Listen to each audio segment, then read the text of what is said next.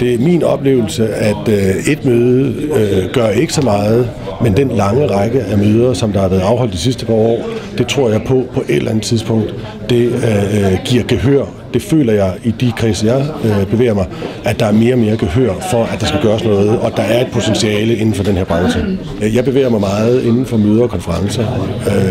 Har netop været i USA her for et par uger siden på en af verdens største messer inden for møder og konferencer. Og vi må bare erkende, at det prisniveau, som vi sidder med på det danske marked i dag, det har det rigtig svært på den internationale bane.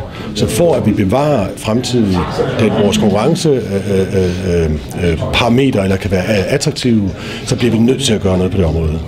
Jamen, det vigtigste for Skat, det er, at de måske ser nogle muligheder i at justere på vores rammebetingelser på en måde, sådan så man får det samme provenu ind, men måske i virkeligheden er i stand til at generere mange flere arbejdspladser, end vi har i dag.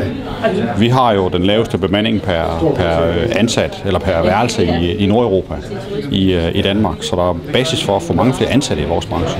Jeg tror, at vi alle sammen bliver klogere. Ministeren bliver måske lidt klogere på vores situation, men vi bliver måske også lidt klogere på, hvad det er for udfordringer, de sidder med.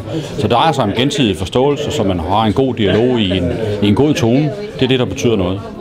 Det giver der bestemt en mulighed for branchen og for de forskellige aktører på området at netop frembringe deres synspunkter over for ministeren, og så må man håbe, at det er sammenholdt med den skriftlige briefing, han også har fået i forvejen, kan resultere i en diskussion, som så betyder, at vores mulighed for at drive vores forretninger bliver forbedret til gavn for de danske virksomheder og til gavn for danske arbejdspladser. Så det gælder om at holde gryden i kog? Det gælder om at holde gryden i kog, og så nogle gange får man noget ud af det, nogle gange ikke, men det er i hvert fald værd at prøve gang på gang.